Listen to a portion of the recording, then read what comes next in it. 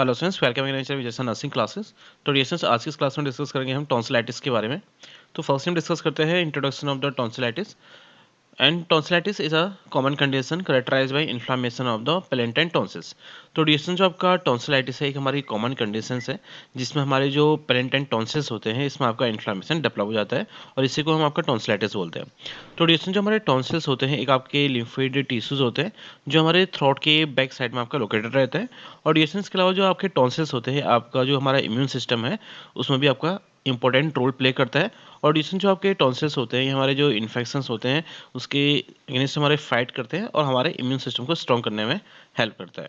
And tonsillitis occurs when the tonsils become infected by viruses और bacteria. और डिएशन जो आपके टॉन्सिलाइटिस होता है मोस्टली तब डेवलप होता है जब हमारे जो टॉन्सिल्स होते हैं उसमें आपका वायरस और जो बैक्टीरिया होते हैं ये अटैक करना स्टार्ट करते हैं, इससे आपका इन्फेक्टेड हो जाता है। इसके अलावा जब भी टॉन्सिलाइटिस डेवलप हो जाता है तो उसके बाद जो पेशेंट होता है उसमें आपकी सोर थ्रोट की कंडीशन देखने की मिलती है, डिफ़िकल्टी इन सॉल्विंग होती है यानी डिस्फेजिया की कंडीशन पेशेंट में देखने के लिए मिलती है। इसके अलावा पेशेंट में फीवर डेवलप होता है और जो आपके टॉन्सिल्स होते हैं इसमें आपकी स्वेलिंग भी देखने के लिए मिल सकती है। And it is more common in childrens and adolescents. तो डिएशन जो आपका टॉन्सिलाइटिस है ये मोस्ट कॉमनली हमारे जो चिल्ड्रंस होते हैं और जो आपके एडोलिसेंट्स होते हैं इनमें ज़्यादा देखने के लिए मिलता है। नेक्स्ट हम डिस्कस करते हैं इसकी डेफिनेशन के बारे में।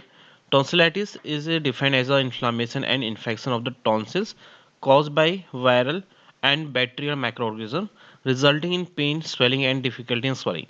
तो डिएशन जो आपका टॉन्सिलाइटिस होता है इसमें हमारे जो टॉन्सिल्स होते हैं इसमें आपका इन्फेक्शन और आपका इन्फ्लामेशन डेवलप हो जाता है।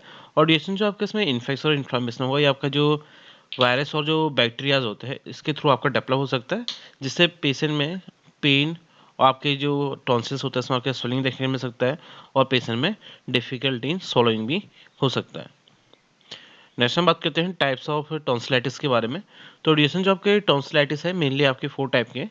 फर्स्ट आपका एक्यूट टॉन्सिलाइटिस, सेकंड है आपका क्रॉनिक टॉन्सिलाइटिस, एंड थर्ड आपका रिकरेंट टॉन्सिलाइटिस, एंड फोर्थ आता आपका पेरिटॉन्सिलर एब्सेस। तो फर्स्ट हम डिस्कस करते हैं एक्यूट टॉन्सिलाइटिस के बारे में। Sudden onset infection usually last for 3 to 7 days। तो डिएशन जो आपका एक्यूट जो टॉन्सिलाइटिस है इसका जो ऑनसेट रहेगा वो आपका सडन रहता है और ये यूजुअली हमारा 3 से 7 डेज तक हमारे बॉडी में रहता है। नेक्स्ट हम बात करते हैं क्रॉनिक टॉन्सिलाइटिस के बारे में। Persistent inflammation of the tonsils, यानी जो क्रॉनिक टॉन्सिलाइटिस होगा इसमें हमारे जो टॉन्सिल्स होते हैं इसमें आपका परसिस्टेंट इन्फ्लामेशन डेवलप हो जाता है एंड रिकरेंट थ्रोट इन्फेक्शन, साथ में जो आपके रिकरेंट थ्रोट इन्फेक्शन होता है ये भी आपका इसमें डेवलप हो जाता है। नेक्स्ट हम डिस्कस करते हैं रिकरेंट टॉन्सिलाइटिस के बारे में। In this multiple episodes of the tonsillitis in a year, यानी जब 1 ईयर में आपके मल्टीपल एपिसोड्स हमारे एक्यूट टॉन्सिलाइटिस के डेवलप होते हैं तो इसी को हम आपका रिकरेंट टॉन्सिलाइटिस बोलते हैं। नेक्स्ट आपका पेरिटॉन्सिलर जो एब्सेस है इसके बारे में हम डिस्कस करते हैं। Severe complications with pus formation around the tonsils.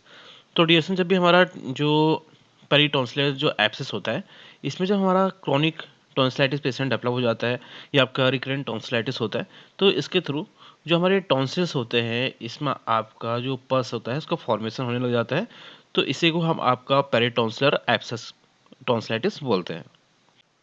Next हम डिस्कस करते हैं रिस्क फैक्टर्स ऑफ टॉन्सिलाइटिस के बारे में, यानी हमारे ऐसे कौन कौन से जो रिस्क फैक्टर्स है जो आपकी टॉन्सिलाइटिस को डेवलप कर सकता है तो उसके बारे में हम डिस्कस करते हैं। तो फर्स्ट आपका incidence of tonsillitis is more during childhood and peaking in teenagers and then gradually falling until old as.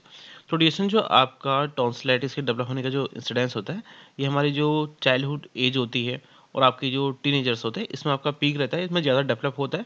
लेकिन जैसे जैसे एज बढ़ती जाती है और ओल्ड एज आ जाती है तो इसमें जो आपका टॉन्सिलाइटिस की जो डेवलप होने के इंसिडेंस रेट होते हैं वो आपके गिर जाते हैं। नेक्स्ट है recurrent attack of rhinitis and sinusitis. मान लो कोई पेशेंट है उसमें आपका टाइम टू टाइम जो राइनाइटिस है और जो साइनसाइटिस होता है ये आपका डेवलप हो रहा है तो ये हमारे टॉन्सिलाइटिस को कॉज कर सकता है। इसके अलावा मान लो कोई पेशेंट है उसमें आपका क्रॉनिक एडिनोडाइटिस है और आपका फेरेंजाइटिस है तो ये भी इसको कॉज कर सकता है।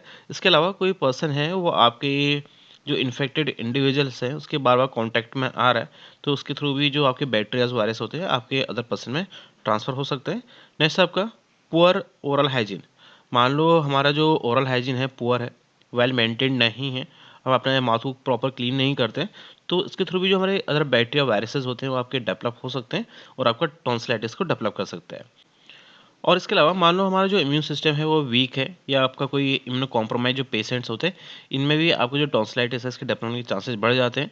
And exposure to cold weather and smoking और एयर पोल्यूशन, इसके अलावा मान लो कोई पर्सन है वो आपके कोल्ड वेदर में ज़्यादा एक्सपोज हो रहा है और आपका स्मोकिंग और आपके जो एयर पॉल्यूशन है इसके कांटेक्ट में ज़्यादा आ रहा है, तो इसके थ्रू भी आपका डेवलप हो सकता है। इसके अलावा मान लो कोई पेशेंट है उसको आपका क्रोनिक रेस्पिरेटरी ट्रैक्ट इन्फेक्शन है, तो इसके थ्रू भी डेवलप हो सकता है। पुअर न्यूट्रिशन होता है, ये भी हमारा जो टॉन्सिलाइटिस होता है इसको कॉज कर सकता है। इसके अलावा मान लो कोई पर्सन है उसको एलर्जी है डस्ट और फ्यूम या कुछ स्पेसिफिक एलर्जन से, तो ऐसे पेशेंट में भी जो टॉन्सिलाइटिस होता है वो डेवलप हो सकता है। नेक्स्ट हम डिस्कस करते हैं ईटियोलॉजी, यानी जो मेन कॉजेज होते हैं टॉन्सिलाइटिस से डेवलप होने के, इसके बारे में।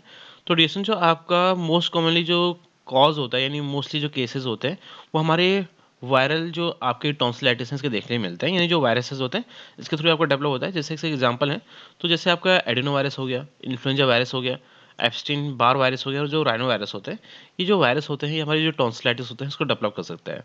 इसके अलावा हमारे कुछ बैक्टीरियाज होते हैं, तो वो भी हमारा जो टॉन्सिलाइटिस होता है उसको डेवलप कर सकता है। जैसे आपका स्ट्रेप्टोकोकस जो पाइजन्स होते हैं, तो इसके थ्रू भी आपका कॉज होता है। और रीजन जो आपका स्ट्रेप्टोकोकस जो पाइजन्स होते हैं, ये आपके ग्रुप ए जो स्ट्रेप्टोकोकस जो हमारे बैक्टीरियाज होंगे, इसके थ्रू हमारा ये जो टॉन्सिलाइटिस होता है वो मोस्टली आपको डेवलप होता है। और इसके अलावा स्टेफाइलोकोकस जो ऑरियस बैक्टीरिया होते हैं, हीमोफिलस जो इन्फ्लुएंजा बैक्टीरियाज होते हैं, ये भी हमारा जो टॉन्सिलाइटिस होता है इसको कॉज करता है। नेक्स्ट हम डिस्कस करते हैं पैथोफिजियोलॉजी ऑफ टॉन्सिलाइटिस के बारे में। एंट्री ऑफ बैक्टीरिया और वायरसेस थ्रू माउथ और नोज, तो डिएशन जब भी हमारे माउथ और नोज के थ्रू आपके जब बैक्टीरिया और वायरस हमारी टॉन्सिल्स में एंटर होते हैं, तो जो आपके टॉन्सिलर टिश्यूज होते हैं इसमें आपका इन्फेक्शन डेवलप हो जाता है। और जब हमारे इसमें इन्फेक्शन डेवलप हो जाता है, तो जो आपके इम्यून रिस्पॉन्स होते हैं वो हमारे एक्टिवेट हो जाते हैं। और जो आपके इम्यून रिस्पॉन्स एक्टिवेट होते हैं, तो आपके जो टॉन्सिल्स होते हैं इसमें आपका इन्फ्लामेशन डेवलप हो जाता है। और जब हमारा इन्फ्लामेशन डेवलप हो जाता है, तो जो हमारे टॉन्सिलर टिश्यूज होते हैं इसमें आपकी स्वेलिंग और रेडनेस देखने को मिलती है। और उसके बाद हमारे जो टॉन्सिल्स होते हैं उसमें आपका पस का एक्यूमुलेशन भी हो सकता है और जो आपके इन्फ्लामेटरी सेल्स होते हैं वो भी आपके एक्टिवेट हो जाते हैं। और साथ में अगर बाय द वे आपका पस का एक्यूमुलेशन हो जाता है या इन्फ्लामेशन हो जाता है, तो पेशेंट में जो आपके सिम्टम्स होते हैं जैसे कि पेन हो गया, डिफ़िकल्टी इन swallowing, और आपका पेशेंट में फीवर हो सकता है, या फिर आपके जो टॉन्सिल्स होते हैं इसमें आपका इन्लार्जमेंट की कंडीशन देखने के लिए मिल सकती है। नेक्स्ट हम डिस्कस करते हैं क्लिनिकल मैनिफेस्टेशन, यानी जो आपके साइन एंड सिम्टम्स होते हैं टॉन्सिलाइटिस के, इसके बारे में। तो पेशेंट में सीवियर सोर थ्रोट आपका डेवलप हो सकता है।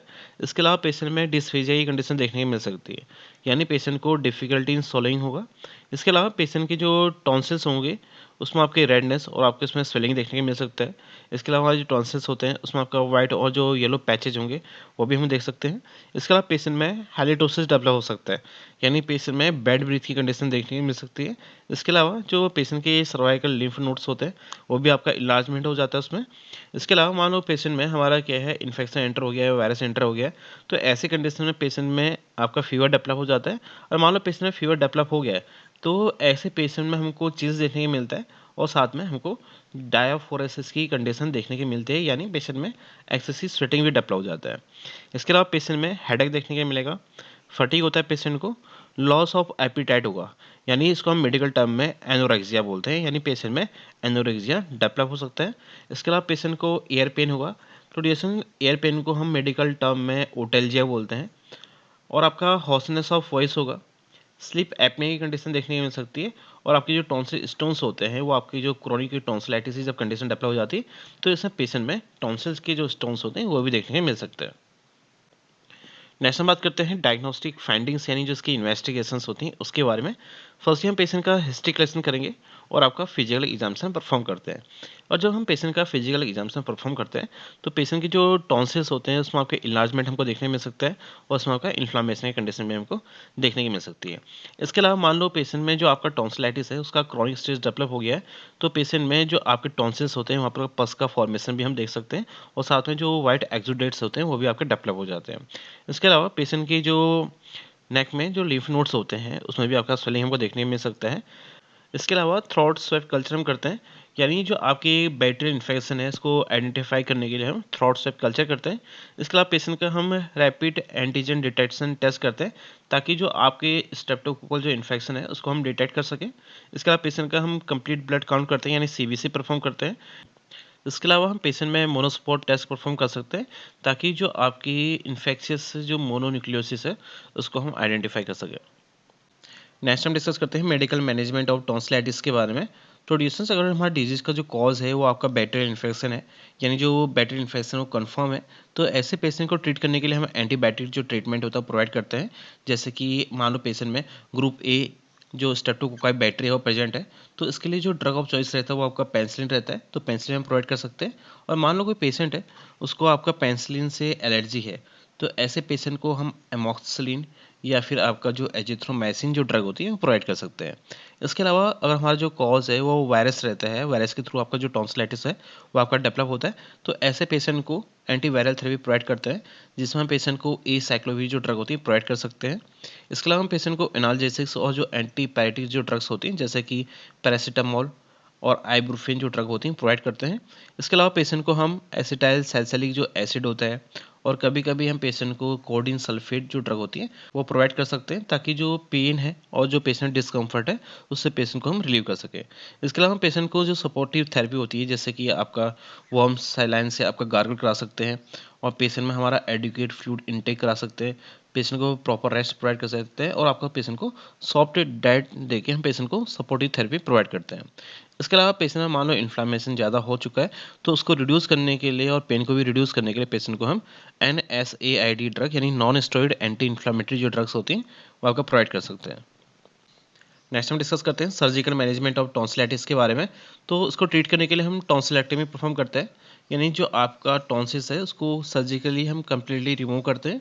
तो रिसेंट जो आपका टॉन्सिलेक्टमी होता है इसके लिए भी हमारे कुछ इंडिकेशंस होते हैं, जैसे कि पेशेंट में आपका रिकरेंट टॉन्सिलाइटिस है या फिर आपका एयरवे ऑब्स्ट्रक्शन है या आपका पेरिटॉन्सिलर जो एब्सेस है या कोई ऑब्स्ट्रक्शन की वजह से यानी जो आपके टॉन्सिस इनलार्ज हो जाते हैं, इसके थ्रू पेशेंट में स्लीप एपनिया डेवलप हो रहा है। तो जब ये कंडीशन हमारी देखी जाती है तो पेशेंट में हमारा टॉन्सिलेक्टमी परफॉर्म किया जाता है।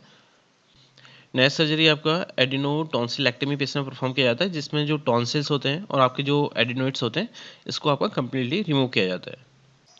Thank you students for watching this video. Please don't forget to like share and subscribe this channel for more updates.